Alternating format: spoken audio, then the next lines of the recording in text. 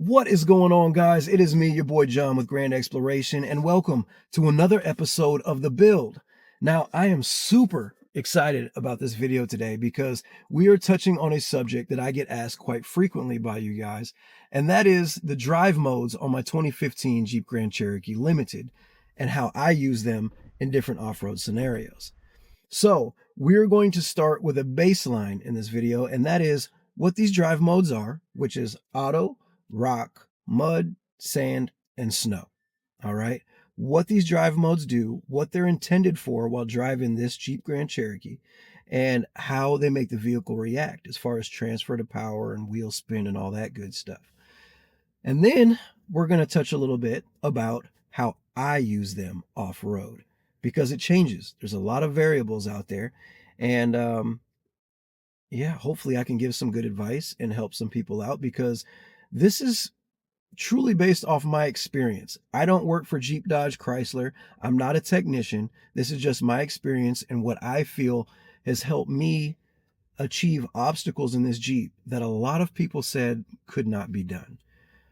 So hopefully I'm a help to somebody. And also, if you don't have the QT2 system, but you have a Trailhawk and have the Quadra-drive, this still applies to you. We have the same drive modes. You just have that rear locker and your air suspension that raises up and down. So this video can still help you out with how to possibly get a better experience while off-road in your Jeep Grand Cherokee before you call it quits and say this Jeep can't do anything. All right. If you haven't hit subscribe, please smack that subscribe button. I really appreciate the support. And let's dive into it. The Jeep Grand Cherokee's Selec-Terrain system lets you choose from up to 5 drive modes. You have auto, snow, sand, mud, and rock. Each one adjusts the traction control, throttle response, transmission shifts, and torque distribution to match your driving conditions. So, let's start off with the simplest and the most common, and that is your auto mode. So auto mode is your default mode for daily driving. It automatically adjusts power between the front and rear wheels as needed. Great for commuting, wet roads, and light rain. It basically does the thinking for you. You don't have to do anything. It takes control. And this is usually the mode that you're going to just be in all the time while on road. But when you get off road, that's when it changes. Snow mode. When snow or ice hits, switch to snow mode. It splits power 50-50 between front and rear axles and smooths out throttle input. It also reduces wheel spin to help you stay in control when things get slick. So yes, snow mode is a perfect mode to be in when you are on snowy or icy roads. That is keyword, roads. But when you're on snowy and icy trails, that's a whole different story. Because snow mode makes the Jeep react in a different way. And that is, one, by kind of slowing your throttle response down. And that your throttle response is something that is critical while you're on the trail, especially in deep snow. You need momentum a lot of times to get out of a position. And snow mode won't really allow you to do that. It'll kind of bog you down. So snow mode is not something that I would really use in the wintertime off-road, just on-road. But we'll get into what I will use in just a second. Sand mode. In sand mode, the Jeep allows a bit more wheel spin to help you stay on top of loose, deep sand. It's great for beach driving and soft trails where momentum is key. Now, that description for sand mode, let me say this. I haven't really got the chance to do too much sand driving. I intend to do it. It sounds like a blast. But where my experience lies is mostly rocky trails, dirt, gravel trails, or snow. And when I think about snow, especially spring, slippery, sloppy snow, I almost treat it like sand. And so sand mode is a mode that I go into frequently while off-road in spring snow. It allows for my wheels to spin without kind of bogging down and slipping and having that traction control take control of my vehicle and stopping me or prohibiting me from getting out of a slick situation. Keeps those wheels spinning so that when it does catch some traction on one of the four wheels, I can keep going. Now, another thing I like to do, and it's helped out quite a bit, is putting my Jeep into 4-low and sand mode, because the 4-low has given me more torque. It's like a lower gear, and I have no stoppage on my wheel spin. Now, you need to be careful. You don't want to rev it so high in 4-low because you can damage your vehicle. But I found with the extra torque and no restriction on wheel spin, you ease into it and you can kind of get going where you want to go. It is perfect for spring snow, the nasty stuff. Mud mode. Now, mud mode adjusts the traction control and throttle to help you power through sloppy, uneven terrain. It keeps the wheels turning when you might otherwise get stuck. I don't really have too much to say about mud mode, other than if you're in mud, go into mud mode. I try as much as possible to stay out of the mud. There are some instances where I've gone into it and I freaking hated it because it sucks trying to get that stuff off, depending on the mud. You want to try to rinse your vehicle off as soon as possible. So I've always tried to kind of stay away from mud a little bit. In my earlier wheeling days, I thought it was the coolest thing in the world, so I tried to splash through it and end up causing all kinds of damage to the alternator and all that. So one piece of advice would be, if you're getting into off-roading, mud's not all it's cracked up to be. All right. If you got a Wrangler and your alternator's up high and all that good stuff, yeah, it's cool. But mud mode does exactly what they say it does, and it works great. In some situations, if you're really bogged down or if it's really thick, you could also use sand mode.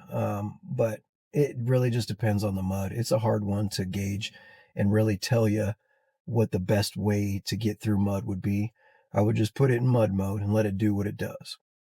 Rock mode. The beast mode. Rock mode is all about slow, controlled crawling. It engages 4-wheel low and raises the suspension, if you have air suspension, of course, to give you max clearance. Perfect for boulders, deep ruts, and steep terrain. When I'm on trickier trails, I'm pretty much in rock mode. What I like to do is I'll be in 4-low because we're cruising the trails slow anyway.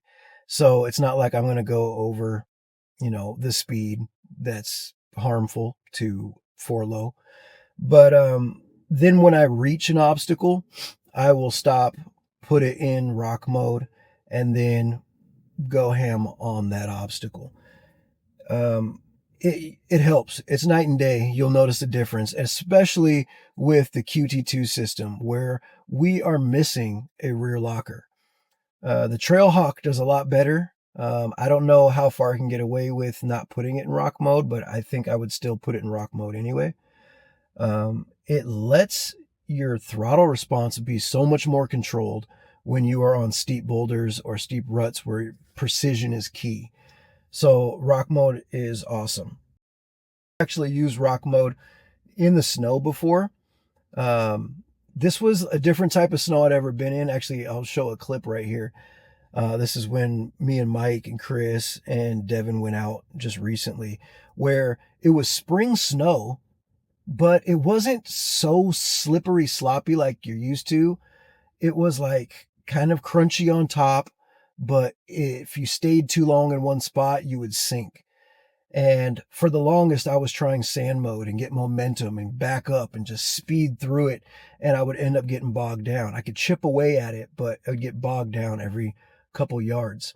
And so I decided to, of course, have it in 4-low and put it in rock mode and slowly ease on the throttle to where she just kind of started crawling on the top of the crunchy snow.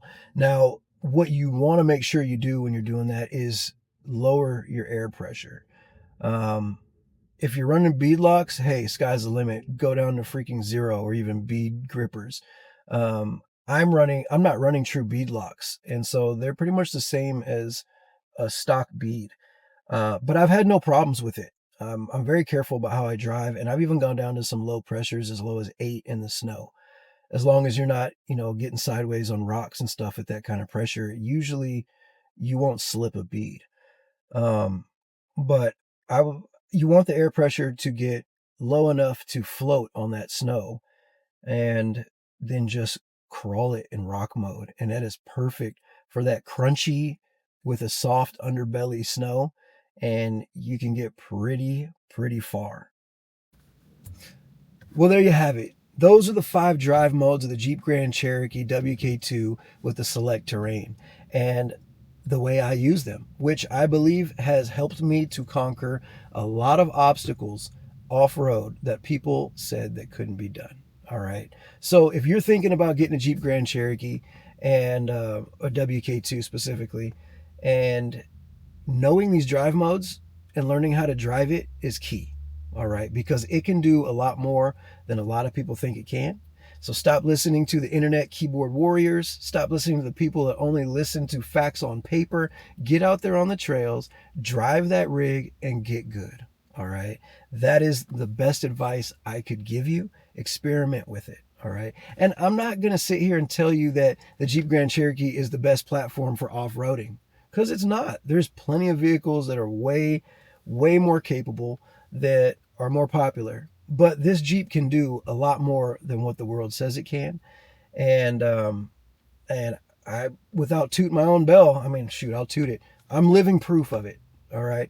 I thrive on proving people wrong every day, but I do know the Jeep's limitations, and I'm real with it. But I think I can always push it just a little bit further, and she always surprises me. So there you have it. I really hope you enjoyed this video.